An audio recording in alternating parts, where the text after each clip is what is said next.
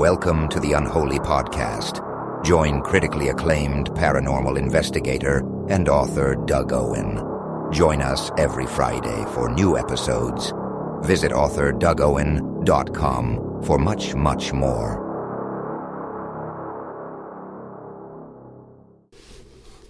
All right, welcome back to the Unholy podcast.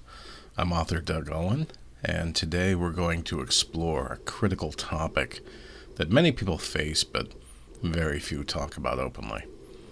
What to do when you're under spiritual attack.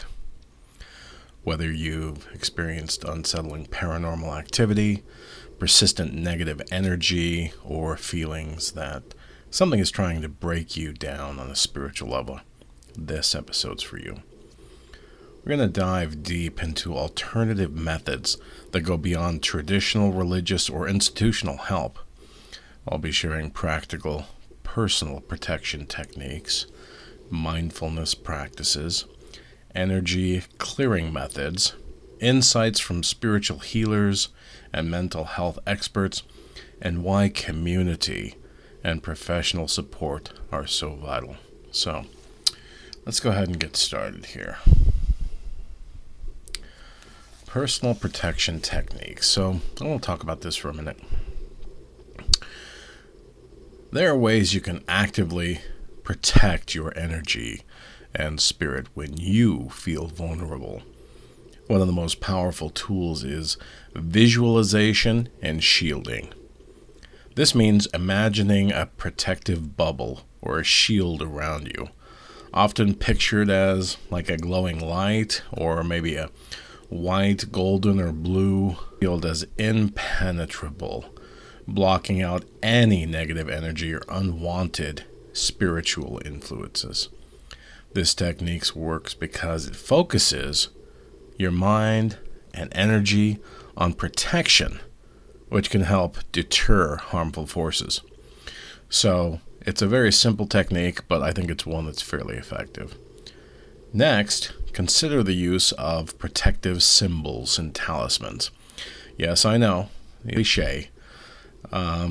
Crucifixes, crosses, necklaces, all the symbols. I'm reminded of the movie, The Mummy, where the one character has every single talisman for every single religion around his neck, and he tries every one until he finds the one that stops the mummy from attacking him.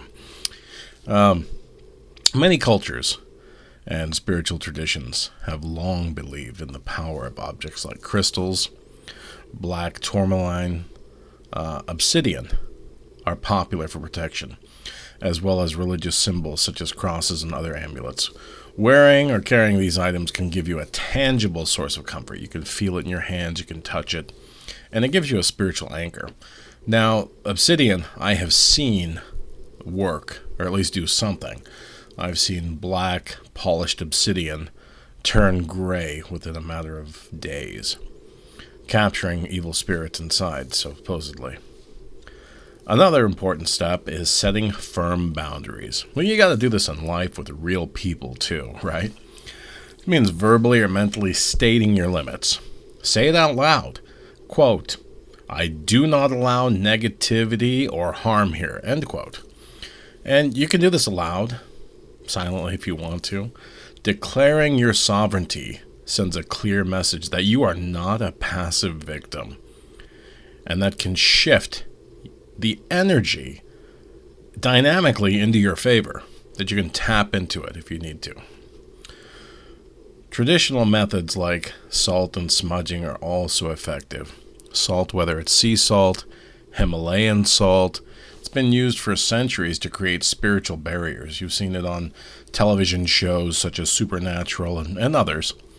You can sprinkle salt around your home, add it to your bath, place it near doors, windows to keep negativity out.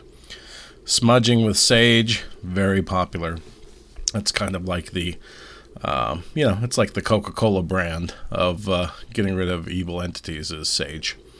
Palo Santo, which I prefer. I really enjoy those sticks. Those are to also help expel demons. Other herbs are powerful rituals to cleanse your environment. So you can use all of these things in whatever type of, technique or ritual you'd like to do. Everyone should be effective, possibly. I mean, it depends on what you're dealing with, right? The smoke is believed to purify the space. That's why you smudge. That's why you burn. That's why you smudge with sage to get the harmful, lingering energies out.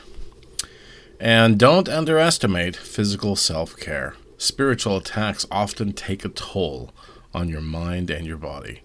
So maintaining good health through proper sleep, balanced nutrition, hydration, and exercise can increase your resilience and strengthen your overall defense. So keep that in mind. Very important. All right, moving on to mindfulness and mental practices. Moving on to mindfulness, this is a crucial area that helps you stay grounded and calm in the face of a spiritual disturbance. Meditation and grounding exercises can anchor you to the present moment. These things help you reduce fear and anxiety, which, as you remember, these spirits feed on negative emotions. Grounding might include simple techniques like feeling your feet on the floor, making fists with your toes like John McClane from Die Hard, or imagining grass roots growing from your feet deep into the earth. This connection with the earth helps you feel stable, less susceptible to external spiritual interference. Breathwork is another excellent tool. Deep, controlled breathing calms your nervous system and enhances focus. When fear or spiritual attack cause panic and disorientation, focus on your breathing. It brings you back to a place of calm and control. Journaling is often overlooked, but I feel it's extremely helpful. Writing down your experiences, thoughts, and emotions can help you process what's happening and distinguish between fear-based imagination and actual spiritual events. That's very important. It also creates a record that you can refer back to later. During my attacks, in the Unholy Silence, the book, I outline several instances where I referred to my journal or memoir or chronicle, and writing it down helps you remember through the years, through the decades. You're like, oh yeah, that did happen. Wow, that's crazy. So journaling is very important. In addition, positive affirmations, just like for anxiety, any good psychiatrist or therapist will tell you positive affirmations can reprogram your mind and energy, calm your amygdala down, that flight or fight response. Regularly repeating phrases like, I am safe, I am protected, or a popular one is, only love and light surround me. This helps build an internal fortress of confidence and spiritual strength. So let's talk about energy clearing techniques. I'm talking about cleansing your personal energy field, your environment. A couple of these things would be like Reiki and energy healing. These are practices where trained healers channel energy to remove blockages or negative attachments. Many people find these sessions, they restore your balance. They kind of help you focus. It's, I guess, similar to acupuncture, if you're looking at a physical ailment. But it provides relief from spiritual oppression. Working on chakra balancing is another effective method. Chakras are the energy centers in your body. And when they're blocked or out of alignment, you may feel vulnerable. Techniques to balance your chakras include like visualization, sound therapy. I love the singing bowls, the Tibetan singing bowls. I have one. Tuning forks, using crystals on the chakra points. Sympathetic vibrations seem to sometimes help. Beyond personal cleansing, environmental cleansing is important too. This can involve smudging, as mentioned earlier, but also using sound vibrations like ringing bells or the Tibetan singing bowls to break up stagnant energy. Sprinkling blessed water or using essential oils such as frankincense and lavender can also purify your space. Now, I knew a girl I tried to help. She was an alcoholic, and she needed to be grounded. Quite often, she would call me late at night or make trips over to my home at night, or I would go pick her up. And she would, hum and vibrate loudly, kind of a mantra of grounding when she became stressed. And she would vibrate loudly with her humming. So sympathetic vibrations can help ground you as well. Aura cleansing baths are another method. Taking a bath with sea salt, herbs, or essential oils helps cleanse your energetic field and helps restore spiritual balance. Throw a bunch of stuff in the bathtub. Just don't throw any potpourri in there. It's not good. Wood chips. I did know somebody who got pseudomonas in their privates from throwing in old potpourri into the bathtub. So be careful what you put in there. Don't throw household potpourri in there. It'll infect your genitals really bad. So, insights from experts. That's another thing we can talk about. It's important to acknowledge what experts say about spiritual attack. Spiritual healers stress the importance of belief and intention. They say that your mindset and energy play a huge role in protection. The rituals or tools they used best work when combined with a clear, focused intention to be safe and whole. I can't imagine if you're, absolutely running around the house frantic like your hair is on fire and you're trying to put it out, running around screeching affirmations with a crystal or, some type of sage in your hand, and how erratic that would look, So make sure that you're focused to be safe and whole. Personalized healing sessions may include prayer, energy work, or protective rituals tailored to your needs. There's a lot of businesses out there that want your money. They'll write you a poem or a prayer or something of that nature to help protect you. So be cautious about scams and coven scams or whatever it is. So just be cautious about that. Don't buy into everything everybody's selling.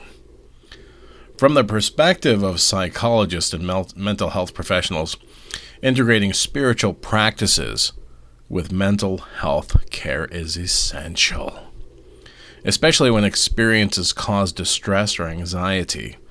Cognitive behavior therapy, CBT, we talked about this a little bit, can help manage the fear and intrusive thoughts related to a spiritual attack. Some therapists specialize in transpersonal psychology, which bridges spirituality, mental health, and helps clients navigate these complex experiences. So, it comes down to me at this point.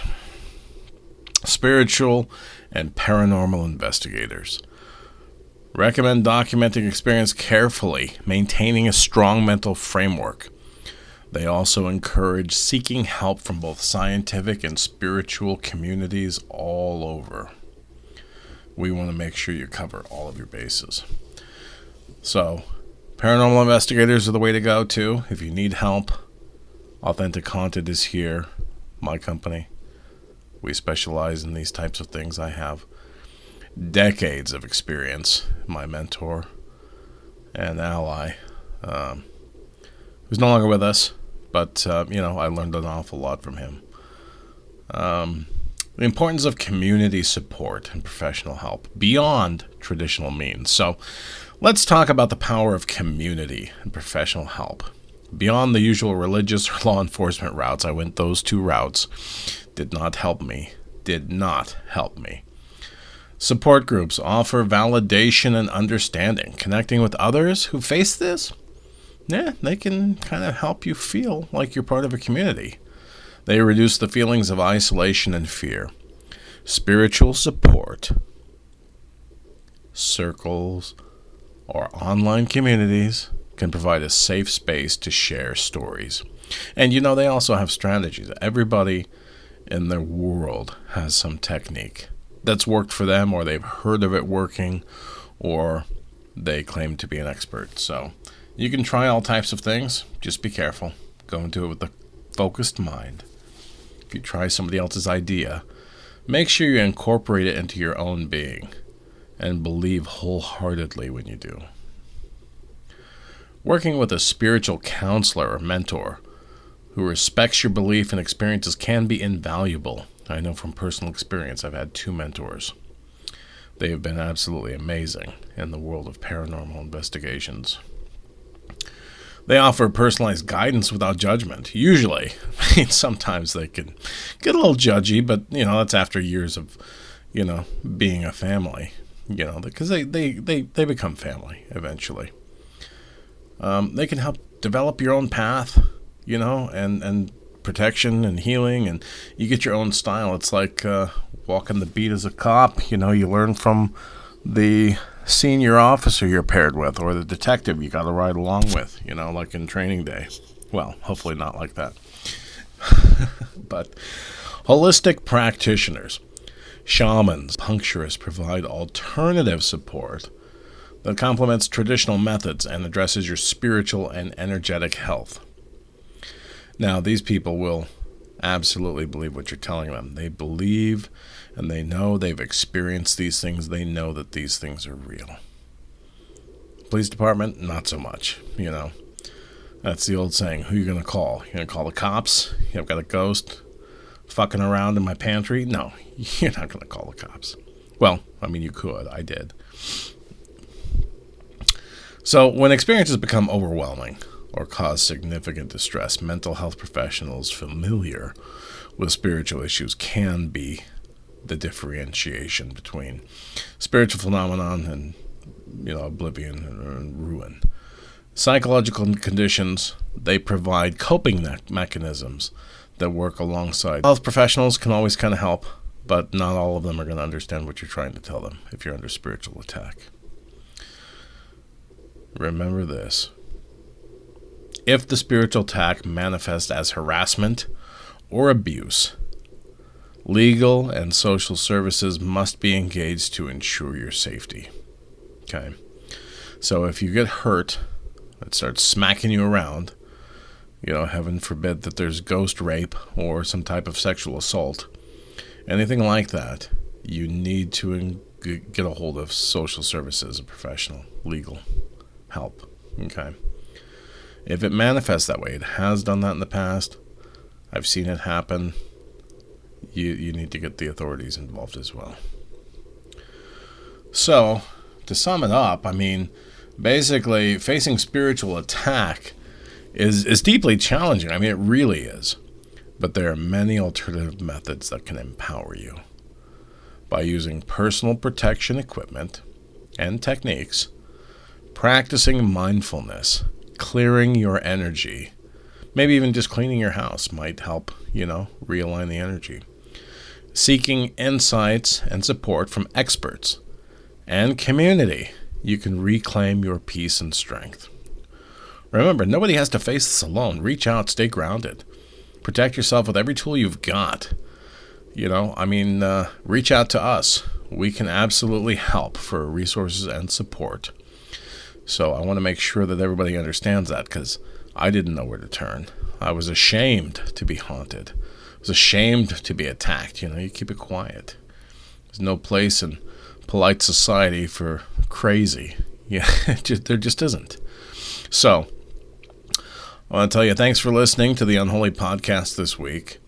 If this episode resonates with you, please share it with somebody. Share, let them know. There's help out there. If you know somebody who's being terrorized, they need help, they need spiritual guidance, they don't know where to turn to, you can always come and visit authorDougOwen.com for more resources and support. I want you guys to stay safe, stay strong, and I'll talk to you next time. Take care.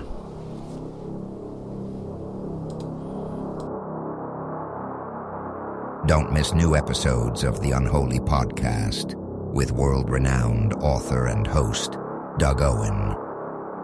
Dare to explore the supernatural world For episodes and more, visit authordugowen.com.